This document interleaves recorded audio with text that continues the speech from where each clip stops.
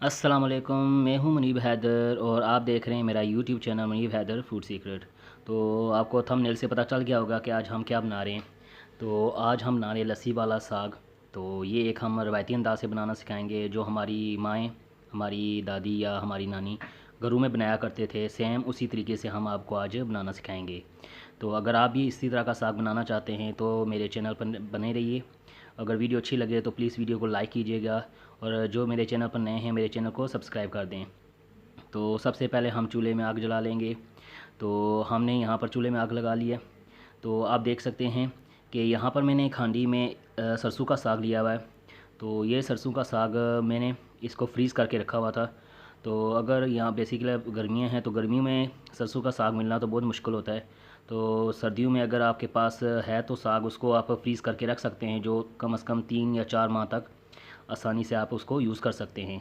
तो मैंने यहाँ पर सरसों का साग बनाया है। तो बेसिकली जो लस्सी वाला साग बेसिकली सरसों के साग से ही बनाया जा सकता है। और यहाँ पर मैंने थोड़ी सी पालक का इस्तेमाल किया है। तो अगर आपके पास पालक नहीं है तो ये सरसों का साग ही अगर आपके पास है तो आप उसी से बना सकते हैं। अगर सरसों का साग आपके पास अवेलेबल ना हो तो आप पालक से ही बना सकते हैं। तो मेरे पास दोनों चीज़ें थी, मैंने दोनों डालकर उनको अच्छे से उनको मिक्स कर लिया है। तो आप इसको अच्छे से मिक्स करें।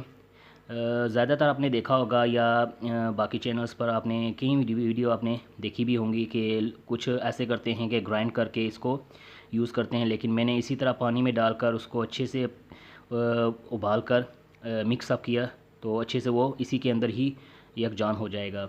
तो यहाँ पर मैंने आपको बताना भूल गया कि यहाँ पर हमने क्या क्या चीज़ें डाली हैं। यहाँ पर हमने डाला था 1 टेबल स्पून, हस्बे ज़ायका आप नमक इस्तेमाल कर लें, कुटी हुई लाल मिर्च, और इसके साथ बाजरे के जो दाने होते हैं उनको हमने दरदरा सा कूट लिया था।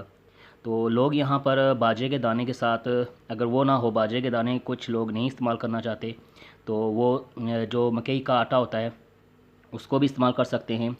तो मैंने बाजरे का दाने का इसी वजह से यूज़ किया कि यहाँ पर जब हम लस्सी ऐड करते हैं तो यहाँ पर आप देख सकते हैं मैंने लस्सी भी डाल दी है साग के अंदर। और लस्सी डालने के बाद आपने ये ध्यान करना है कि आपने चम्मच मुसलसल चलाना है। जब आप चम्मच चला रहे होंगे तो आपने 1 या 2 गिलास पानी भी इस्तेमाल कर लेना है, क्योंकि बाद में ये अच्छे से उबाल खाएगा और इसके बाद वो थिक होना शुरू हो जाएगा। तो और इसके बाद मैंने यहाँ पर 6 से 7 हरी मिर्चें और 4 से 5 लहसुन की कलियाँ डालकर उसको ग्राइंड करके इसमें डाल दिया है। इससे भी जायका बहुत ही अच्छा होता है। तो मैं आपको बता रहा था कि जब हम ये जो बाजरे के दाने होते हैं, ये जो लस्सी के अंदर जो खटासपन होती है वो उसको अब्ज़ॉर्ब कर लेता है, और जो साग होता है थोड़ा थिक हो जाता है। और इसके साथ मैंने यहाँ पर थोड़ा सा धनिया इस्तेमाल किया है। तो धनिया तो आपको इस मौसम में भी इजीली मिल जाता है। तो ये अच्छे से जब देखें आप चम्मच चलाते रहें, क्योंकि जब तक इसमें अच्छे से 2 या 3 उबाल ना आ जाएं तब तक आप चम्मच अच्छे से चलाते रहें, क्योंकि अगर आप चम्मच चलाएंगे नहीं तो ये खतरा होता है कि ये ख़राब ना हो जाए। तो अब कम से कम इसको धीमी आंच पर 1 घंटे से ज़्यादा आपने टाइम दे रखना है, कि धीमी आंच पर 1 घंटे से ज़्यादा टाइम लग जाता है इसको। तो ये जब तक ठीक होता है, तो ये देख सकते हैं 1 घंटे से ज़्यादा टाइम हो चुका था। आप देख सकते हैं आप कि ये कितना गाढ़ा हो चुका है, ये कितना ठीक हो चुका है। यहाँ पर मैंने आपको बताना था कि ये जो हमने ग्राइंड नहीं किया हुआ था साग, तो उससे और जो मैंने अभी डाला इससे देखें कितना फ़र्क पड़ता है इससे। तो अब साग का तकरीबन कंप्लीट हो चुका था, बन चुका है। तो हम इसके लिए तड़का भी बना लेते हैं। तो यहाँ पर मैंने 1 कप घी लिया है। तो इसके अंदर मैंने 2 टेबल स्पून लहसुन कूट कर डाला है। ऑलरेडी मैं पहले भी लहसुन डाल चुका था हरी मिर्चों के साथ, यहाँ पर भी आप ऐड कर सकते हैं। और यहाँ पर आप सूखा धनिया 1 टेबल स्पून ऐड की मैंने यहाँ पर।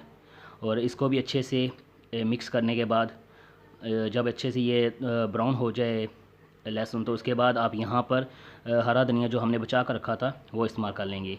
ये तड़का इस्तेमाल हो चुका है, सही अच्छे से बन चुका है। आप यहाँ पर आपने जो साग बना हुआ है वो उसके अंदर ऐड कर सकते हैं।